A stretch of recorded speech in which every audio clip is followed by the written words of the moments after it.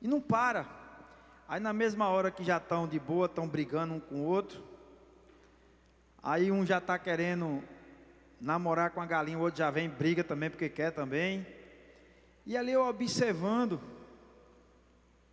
a dedicação de cada um ali pela sua busca, né? Pela sua sobrevivência, pelo seu espaço. E muitas vezes a gente fica de mãos amarradas e nos prendemos a nós mesmos pelo nosso egoísmo, pela nossa falta de entendimento. E fica algo assim que a gente fica analisando como é a busca por Deus. Pergunte para alguém do seu lado: você sabe como é buscar a Deus? Porque o Senhor, através da morte do seu Filho naquela cruz, Ele nos deu livre acesso ao Pai. Abram sua Bíblia em Jeremias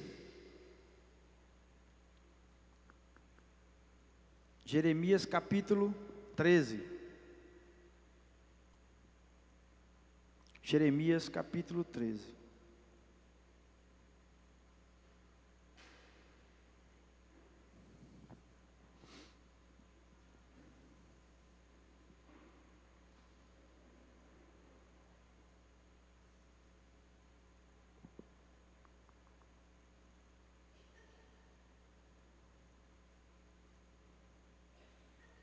Amém?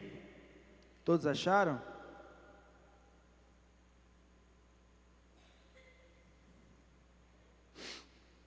Glória a Deus.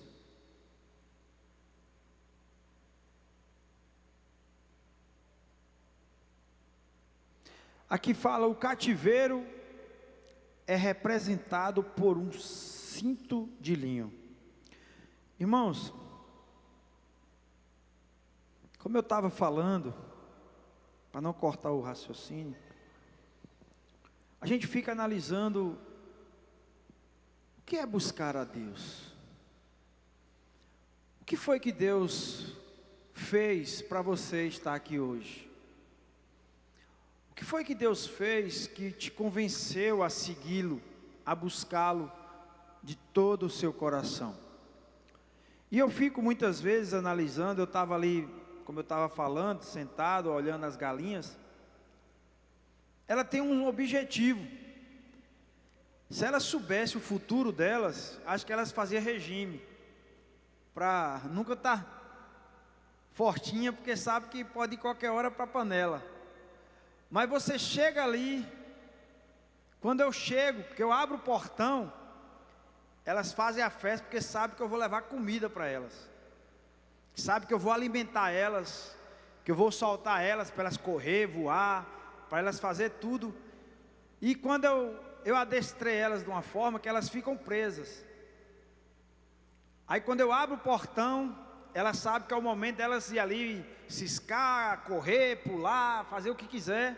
Mas quando eu começo a gritar para elas voltar, bora, puleiro, puleiro, puleiro, elas já sabem que é a hora delas entrar para o puleiro. Já vão pegando rumo e entra de uma por uma.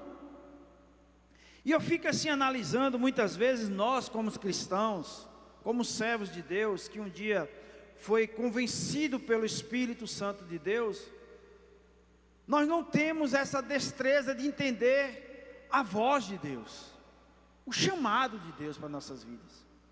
Muitas vezes a gente se faz, como a pastora fala, de doidinho, como agora pegou essa moda de doidinho, a gente se faz de doidinho, e a gente fica esperando algo de alguém, porque se alguém não fizer, eu também não vou querer mais fazer. Se alguém não vir me falar algo, eu também não vou mais falar algo para alguém. E a gente fica parecendo crianças, imaturas. Estou com raiva, estou de birra. Corta aqui, ó. Quem já, da minha época, sabe o que era isso, né? Corta aqui, estou de mal. Porque, irmãos,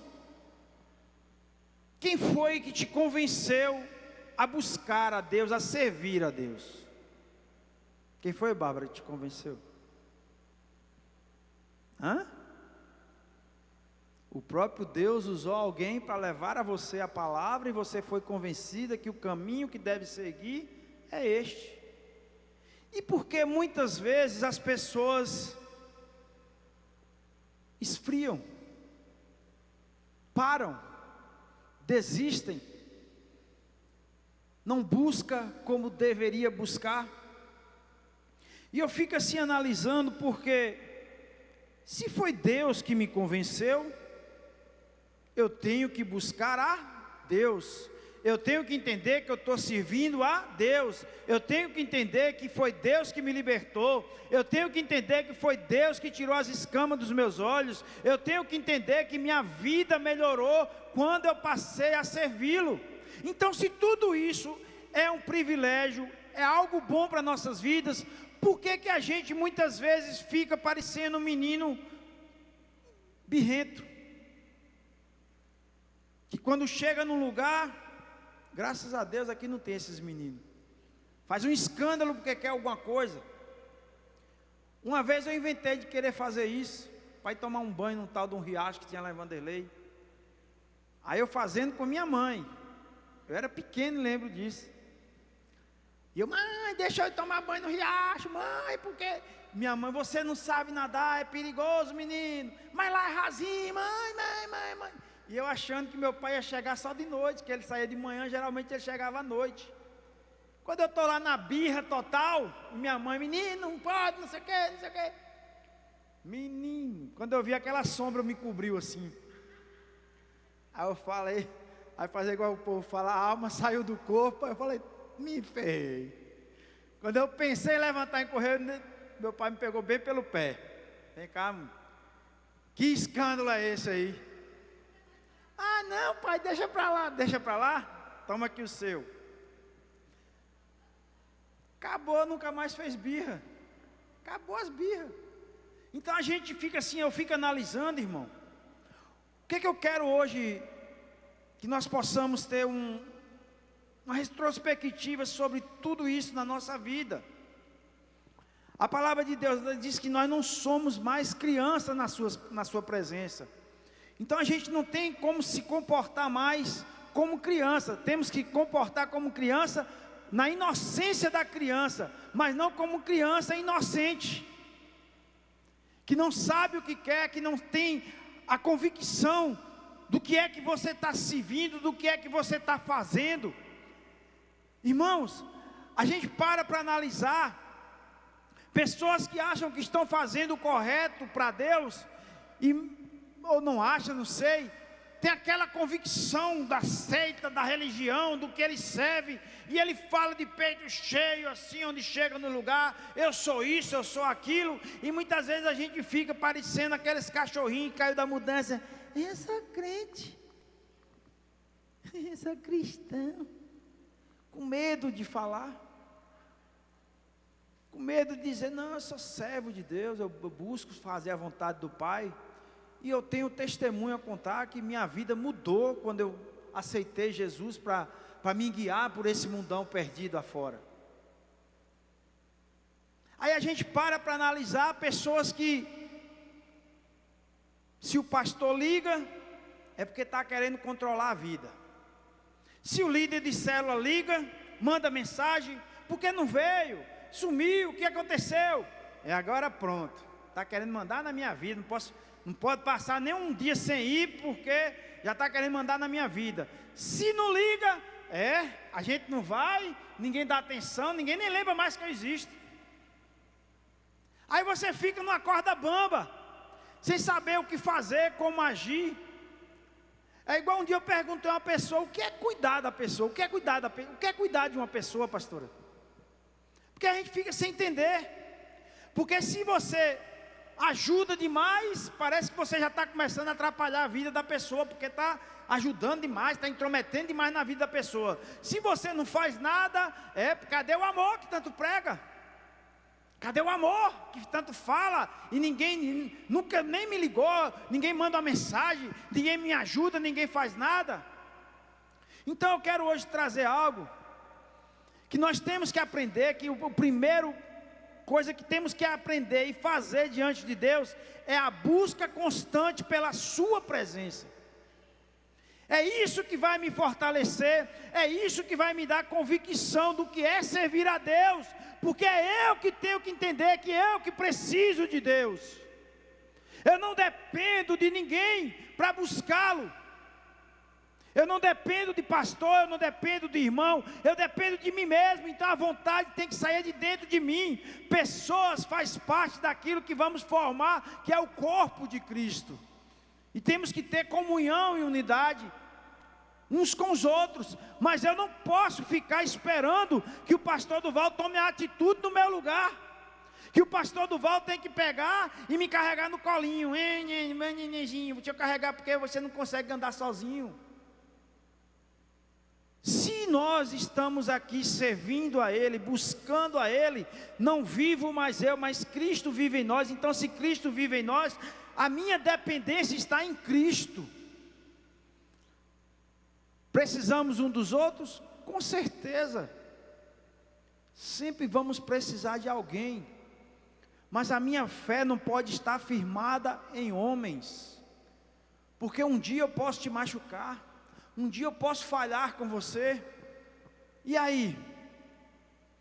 Quantas pessoas que eu conheci aqui nesse ministério, que hoje não faz parte mais, homens e mulheres de Deus, homens que me inspiravam, pessoas que eu falasse, cara, que eu vou ser como esse cara tem unção, não estão aqui.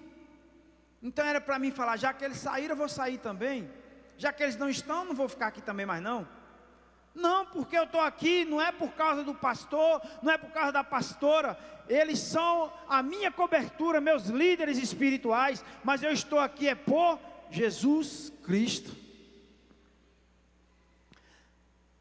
Jeremias capítulo 13 diz assim, vamos ler a palavra hoje, né, irmão? Quem quer ler a palavra aí, dá um glória a Deus. Assim me disse o Senhor, vai e compra um cinto de linho e põe-no sobre os teus lombos, mas não o coloques na água. E comprei o cinto conforme a palavra do Senhor e o pus sobre os meus lombos. Então me veio a palavra do Senhor pela segunda vez dizendo, toma o cinto que comprastes e que trazes sobre os teus lombos e levanta-te, vai ao Eufrates e esconde-o ali na fenda de uma rocha. E fui e escondi-o junto ao Eufrates, como o Senhor me havia ordenado. Sucedeu ao final de muitos dias, que me disse o Senhor, levanta-te, vai ao Eufrates e toma dali o cinto que te ordenei que o escondesses ali. E fui ao Eufrates e cavei e tomei o cinto do lugar onde o havia escondido. E eis que o cinto tinha apodrecido e para nada prestava. Então veio a mim a palavra do Senhor dizendo, assim diz o Senhor, do mesmo modo farei apodrecer a soberba de Judá e a muita soberba de Jerusalém. Esse povo maligno que recusa ouvir as minhas palavras, que caminha segundo a dureza do seu coração, e anda após deuses alheios para servi-los, inclinar-se diante deles, será tal como este cinto, que para nada presta. Verso 11, porque como o cinto está pegado aos lombos do homem, assim eu liguei a mim toda a casa de Israel, e toda a casa de Judá, diz o Senhor, para me serem por povo, e por nome, e por louvor, e por glória, mas não deram ouvidos. Portanto, diz-lhes esta palavra, assim diz o Senhor, Deus de Israel, todo o odre se encherá de vinho, e dir-te-ão, porventura, não sabemos nós muito bem que todo o odre se encherá de vinho? Mas tu dizes, assim diz o Senhor, eis que eu encherei de embriaguez a todos os habitantes dessa terra e aos reis da estirpe de Davi, que estão assentados sobre o seu trono, e aos sacerdotes e aos profetas e a todos os habitantes de Jerusalém. E lhes farei em pedaços, atirando uns contra os outros, e juntamente os pais com os filhos, diz o Senhor. Não perdoarei, nem pouparei, nem terei deles compaixão, para que não os destrua. 15. Escutai e inclinai os ouvidos, não vos ensoberbeçais, porque o Senhor falou. Dai glória ao Senhor vosso Deus, antes que venha a escuridão, e antes que tropecem vossos pés nos montes tenebrosos, antes que, esperando vós luz, ele a mude em sombra de morte e a reduza à escuridão. E se isto não ouvides, a minha alma chorará em lugares ocultos por causa da vossa soberba, e amargamente chorarão os meus olhos, e se desfarão as lágrimas, porquanto o rebanho do Senhor foi levado cativo. 18. Disse ao rei e à rainha: humilhai-vos e assentai-vos no chão, porque já caiu todo o ornato de vossas cabeças, a coroa da vossa glória. As cidades do sul estão fechadas, e ninguém há que as abram. Todo Judá foi levado cativo, sim, inteiramente cativo. Levantai os vossos olhos e vede os que vêm do norte. Onde está o rebanho que se te deu, o rebanho da tua glória? Que dirás quando ele te castigar, porque os ensinastes a serem capitães e chefes sobre ti? Porventura não te tomarão as dores com a mulher que estás de parto? Quando, pois, dissestes no teu coração: porque me sobrevieram estas coisas, pela multidão das tuas maldades se descobrirão as tuas saias, e os teus calcanhares sofrem violência. 23. Porventura pode o etíope mudar a sua pele, ou o leopardo as suas manchas? Então podereis vós fazer o bem, sendo ensinados a fazer o mal? Assim os espalhei como o restolho que passa com o vento do deserto. Esta será a tua sorte, a porção que te será medida por mim, diz o Senhor, pois te esqueceste de mim e confiastes em mentiras. Assim também eu levantarei as tuas saias sobre o teu rosto, e aparecerá a tua ignomínia. Já vi as tuas abominações e os teus adultérios, e os teus rinchos, e a enormidade da tua prostituição sobre os outeiros do campo. Ai de ti, Jerusalém, até quando ainda não te purificarás?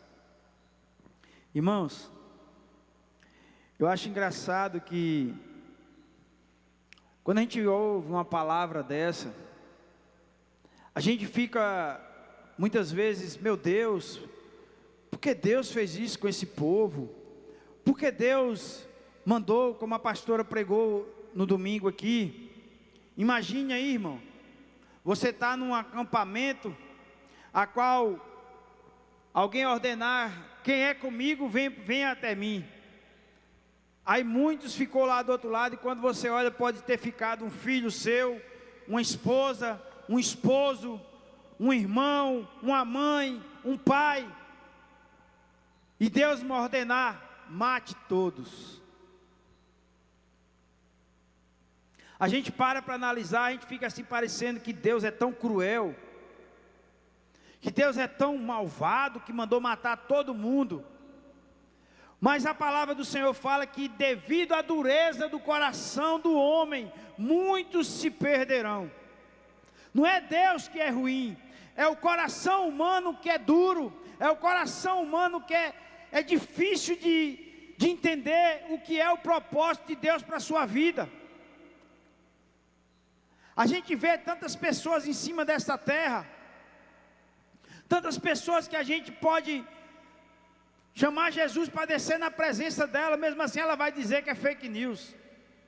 Ela vai dizer que é algo que é o computador, a IA, né? IA que fez. Que hoje tudo é essa tal dessa IA. É IA que fala, é?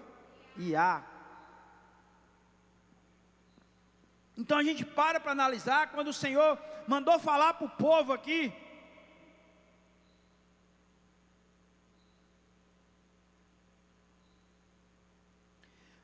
mandou falar para o povo que, devido a eles se soberbecerem, deixar o caminho de Deus, deixar a vontade do Pai, deixar tudo aquilo que o Senhor mandou eles fazerem, o Senhor também ia deixar eles apodrecerem, assim como aquele cinto.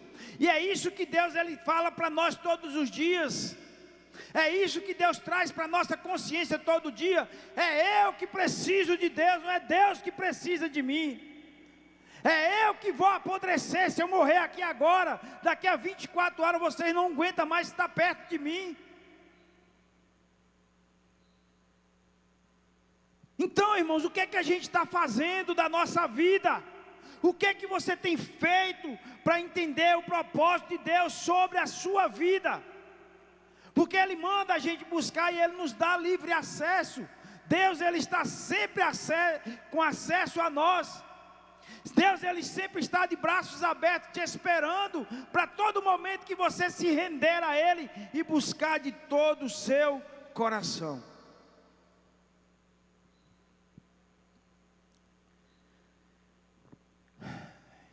Glória a Deus, alguém está entendendo aí, irmão? Davi, não precisa abrir sua Bíblia não, se você quiser anotar depois. Salmo 63, 1 diz assim: ó Deus, Tu és o meu Deus, de madrugada te buscarei. A minha alma tem sede de Ti, a minha carne te deseja muito em uma terra seca e cansada, onde não há água. Olha o desejo da alma de Davi. Quem já passou sede? Mas muita sede. De você desejar um golinho de água e não ter acesso a ela. Ou fome. Quem já passou muita fome? De você lembrar de uma farinha seca em sua boca salivar, porque você não tem nada para comer. Então, irmãos, você já imaginou se a nossa alma verdadeiramente se derramasse dessa forma para buscar a Deus? Se você se derramasse para buscar a Deus dessa forma, como se fosse o último gole de água que você ia ter para sobreviver?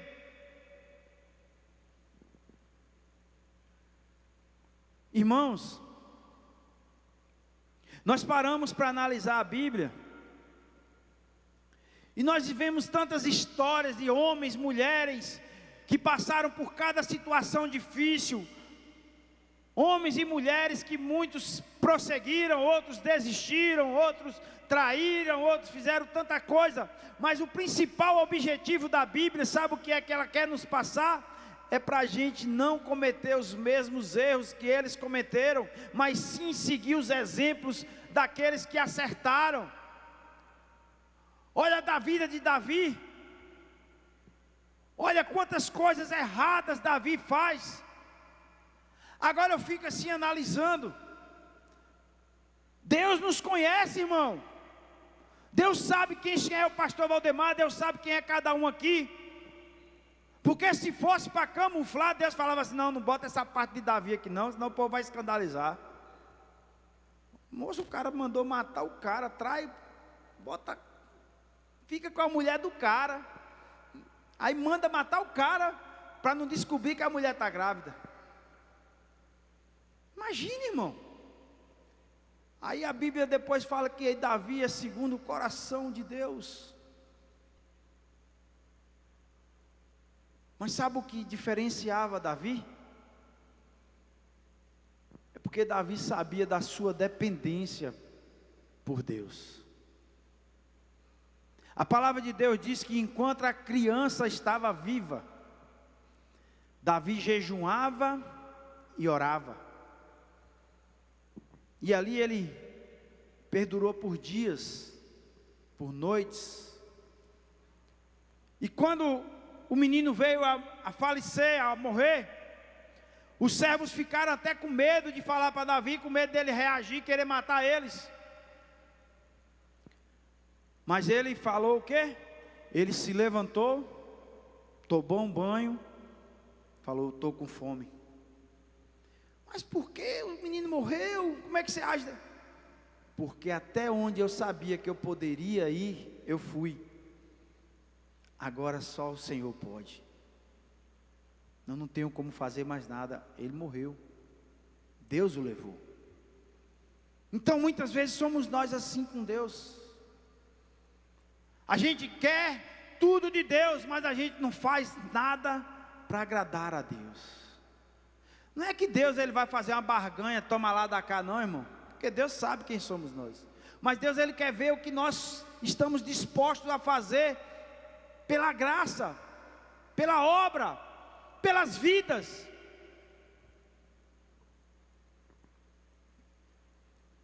Daniel,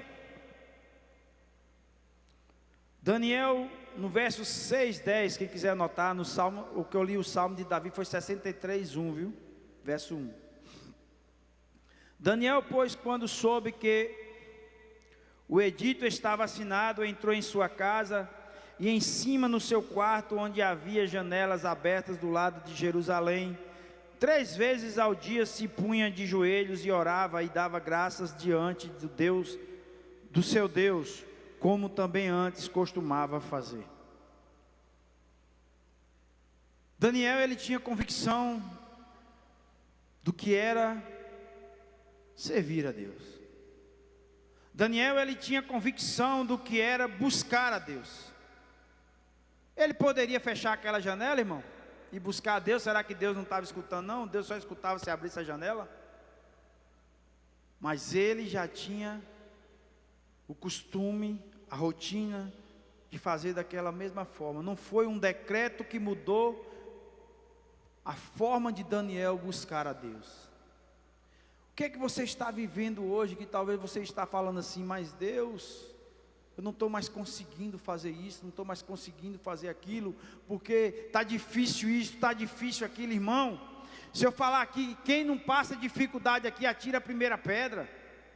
Quem não passa por problemas, por situações financeiras, sentimental, emocional, de saúde, de dor na alma, quem não passa aqui, atira a primeira pedra. Mas eu falo uma coisa para você: aquele que permanecer, a palavra do Senhor fala que nos dará a vitória.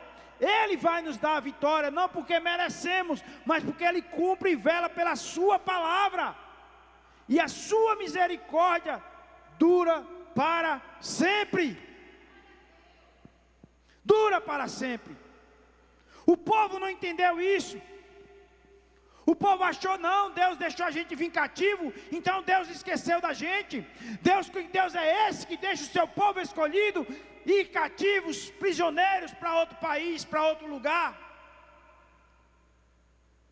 E às vezes somos nós assim, porque não está dando certo isso, já começa a murmurar, já começa: cadê Deus? Porque Deus não fez isso, porque Deus não faz aquilo, e a gente começa a querer ensinar Deus como é que Deus faz assim, porque se o Senhor fizer assim, eu faço assado. Deus, se o Senhor me ajudar assim, eu faço assim. Ó Deus, se o Senhor der... Até acho que eu no início da minha caminhada, eu falo: Deus, se eu acertar na Mega Sena, eu dou o dízimo e uma oferta gigantesca. Olha. Aí Deus: tá, boquinha, eu não te conheço. A gente às vezes parece que a gente quer enganar Deus. A gente quer passar mel na boca de Deus, falar assim: ah, Deus, faz aí e tal. Irmãos, se tem algo que Deus nos conhece, é a nossa personalidade. Enquanto nós não estivermos preparados para receber aquilo que Deus tem para nós, Ele não vai dar. Porque Deus não está preocupado com aquilo que Ele pode te proporcionar. Deus está preocupado é para onde a sua alma vai. Porque proporcionar coisas materiais, milagre na saúde, na área financeira, na família, isso é fichinha para Deus. Mas Deus quer saber da nossa alma. Porque a palavra de Deus diz que onde está o seu coração, ali está o seu tesouro. Onde está o nosso tesouro? Onde a gente tem colocado o nosso coração? Por que a gente tem buscado a Deus muitas vezes só por buscar? Só para dizer assim, não Deus, eu fiz minha oração hoje, tá? Já paguei minha etapa. Irmãos, isso tem que ser algo espontâneo. Isso tem que ser algo de convivência. Todo dia quando a gente acorda, a gente que somos casados, a gente que convive com pessoas num casamento, numa família, todo dia você acorda, é bom dia, um abraço, como é que está, como é que foi seu dia, e Deus Ele quer isso. Deus Ele quer que você, no momento que você acorda, você olhar e falar assim, obrigado Senhor por mais uma oportunidade, de mais um dia de vida, mais uma oportunidade que eu vejo o sol nascer, que eu acordo do meu sono e tenho saúde para ir lutar, para ir trabalhar, para ir fazer as coisas que eu tenho que fazer. Me livra, Pai. Me livra, Senhor. Moisés, Êxodo 33:18 diz assim: então ele disse, rogo-te que me mostre a tua glória. Você tem rogado pelo quê, irmão? Você tem buscado o quê? Rogo-te, Senhor, que me abençoe, porque eu preciso. Rogo-te, Senhor, que me dá tudo isso que eu estou te pedindo. Rogo-te. Buscai em primeiro lugar o meu reino e a minha justiça, e as demais coisas eu vos acrescentarei. Irmãos, já estou finalizando. Nós temos que aprender que, para nós buscarmos a Deus, não é de qualquer forma aleatória. A gente para analisar um filho nosso, quando ele quer algo, né? Ele fica ali arrodeando, aí puxa assunto, hein, pai, não sei o que, pai. Ah, pai, não sei o que, o Flamengo. Você ouviu lá? Arrascaeta fez gol, pai. Ó, pai, o Flamengo ganhou ontem. E roda, faz aquele arrodeio todo, aí pensa que não, tem como o senhor me dar isso? Aí você fica assim olhando. Por que muitas vezes nós queremos ser relaxados na presença de Deus? Por que muitas vezes a gente parece que fazendo um favor para Deus? Por que muitas vezes a gente coloca Deus como se fosse o nosso empregado? O nosso faz tudo Deus, porque se o Senhor fizer tudo, eu faço alguma coisa se der certo. Por isso que o Senhor falou assim, ó, vocês querem ir? Vão. Eu vou mandar um anjo com vocês. Mas eu não vou. A minha presença não vai. O que foi que Moisés falou para eles? Senhor, sem a tua presença, nós não nos movemos daqui. Por isso que muitas vezes a gente não entende o porquê que está passando por coisas, porque a gente não esperou a presença de Deus para ir conosco e tomamos o rumo,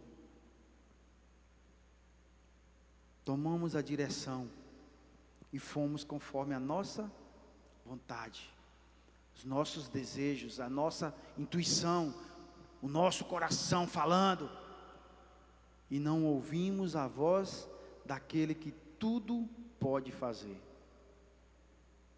Tem hora que dói, né? Tem hora que a gente dá vontade de abrir a boca, falar merda, xingar. Ainda mais quando você está sendo injustiçado, dá vontade de você pegar as pessoas pelo pescoço assim. Mas Jesus nos chamou para isso, irmão. Jesus nos chamou para fazer o quê? Não vivo mais eu, mas Ele vive em nós. E nós estamos em cima dessa terra para representar Ele. Então não é mais as nossas vontades, não é mais as minhas atitudes que tem que dominar a minha vida, mas as vontades do Pai sobre a minha vida é que tem que prevalecer.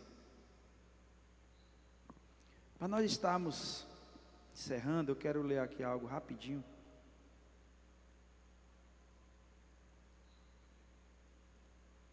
Em João 11:35, passagem bem conhecida.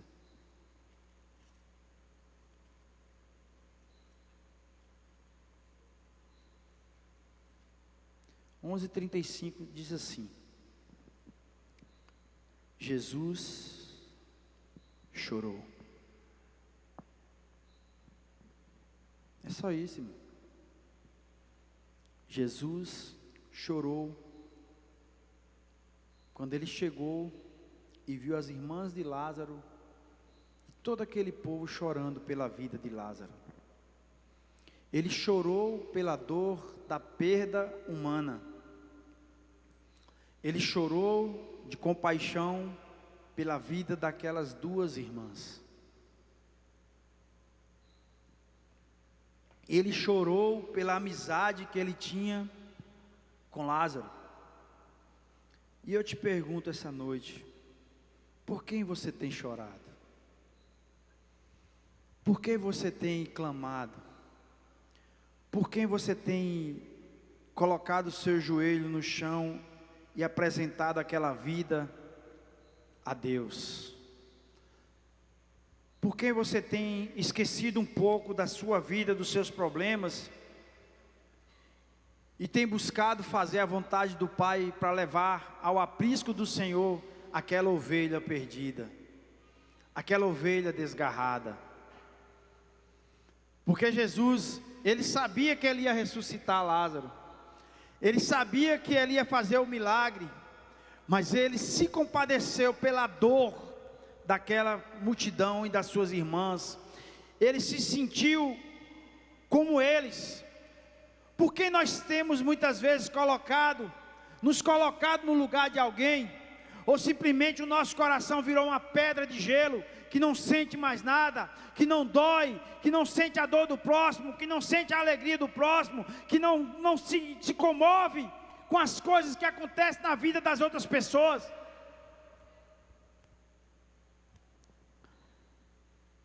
Jesus chorou. Quanto tempo tem que você não chora na presença dEle? Quanto tempo tem que você não chora de sentir a presença do Espírito Santo te visitando ali, te colocando no colo? Quanto tempo tem que a gente não sente a graça de Deus sendo derramada sobre a sua vida? Aí fica muitas vezes esperando situações difíceis para chorar na presença de Deus. Nós temos que aprender a buscar a Ele e sentir a presença dEle em todos os momentos, irmãos. Jesus, Ele chorou.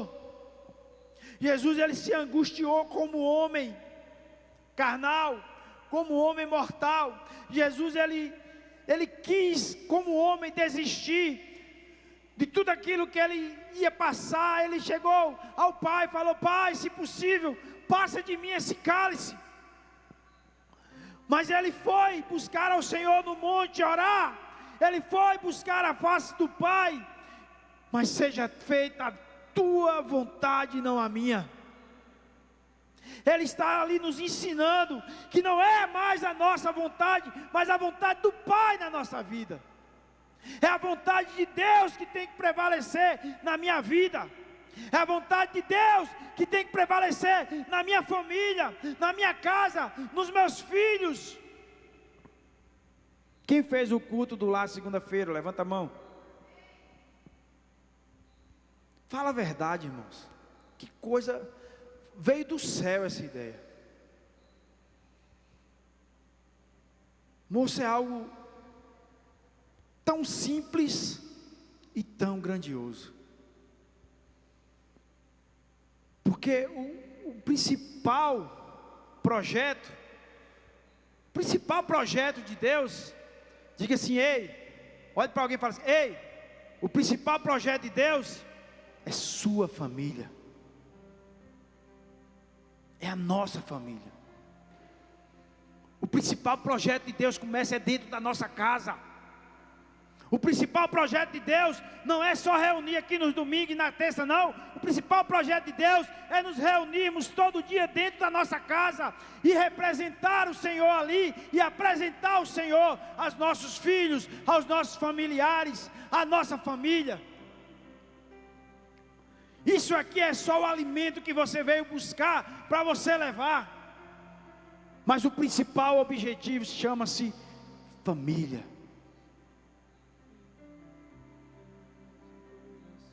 Jesus, ele mostrou isso para cada um daqueles discípulos, que onde ele chegava, muitas vezes o Senhor fazia aqueles milagres, porque tinha que mostrar para aquele povo incrédulo que ele era o Filho de Deus. E ele se faz presente aqui hoje.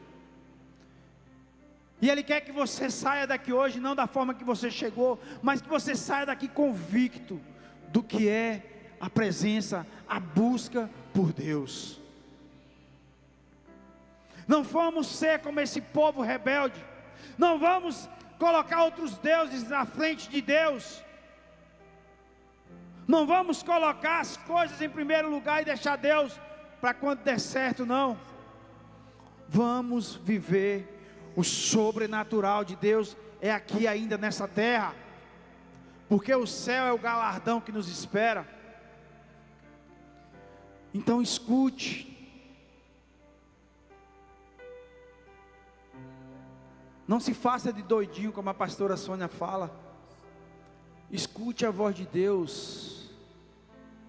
É você que depende dEle. É você que tem que entender o que é a convicção de servi-lo. É você que tem que entender que você não depende de ninguém para buscá-lo. Você tem livre acesso ao Pai. Então busque em todo tempo e fora de tempo, em todo momento. É você que tem que entender que você que precisa congregar. É você que tem que entender que você que precisa estar junto com seus irmãos. É você que tem que entender que a minha graça te basta. Paulo estava preso, irmãos, condenado à morte. E o que foi que Deus falou para Paulo? A minha graça te basta, Paulo. E o que foi que Paulo encerrou na vida dele quando ele foi para ser degolado, decapitado? Combati o bom combate, encerrei a carreira e guardei a fé. O que vai valer, irmãos, o que vai valer no final de tudo é você guardar a sua fé. O que vai valer no final de tudo, quando a gente chegar lá no final, é que eu guardei a minha fé. Eu não deixei que nada nem ninguém tirasse a minha convicção do que é buscar e servir a Deus. Não vivo mais eu, mas Cristo vive. Ei, o tempo passa,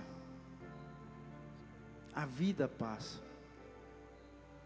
Paulo, ele comparou a vida da gente como a água do rio, que você pega ali e escorre pelas suas mãos. E mesmo se você tentar voltar para pegar naquele mesmo lugar, você não pega mais aquela mesma água. E assim somos nós. Muitas vezes a gente se olha no espelho, parece que a gente ainda está com... Não mudei muita coisa não. Pega uma foto de 18 anos e encosta assim hoje, bota assim de frente para o espelho para você ver a diferença. Tempo passa, irmão. A vida passa. E é um privilégio para a gente que está ficando velho. É um privilégio para as pessoas que estão tendo o privilégio de viver em cima dessa terra. Então é um privilégio você estar vivo. É um privilégio você estar aqui hoje. É um privilégio a gente saber que amanhã o Senhor vai nos dar um novo dia para viver. E é um privilégio você estar hoje aqui igual a menina ali, daqui uns dias vai dar uma luz a um filho. Isso é um privilégio de Deus. É uma dádiva de Deus. Então agradeça a Deus. Saia daqui hoje pensando: Pai, me dá alguém para me chorar pela alma dele, para o Senhor alcançar a vida dele. Pai, me dá aqui, Pai amado, a sensibilidade de quando eu te buscava na madrugada, como Davi falava. A minha alma está com sede de Ti, Senhor. Dai-nos essa graça, Senhor, de sentir o Senhor, de buscar a Tua presença, não de qualquer forma, mas sabendo que estamos indo buscar o Rei dos Reis e Senhor dos Senhores. Dai-nos essa consciência, Pai, do que é buscar o Senhor, do que é, Pai amado, do que é estar na Tua presença, Senhor.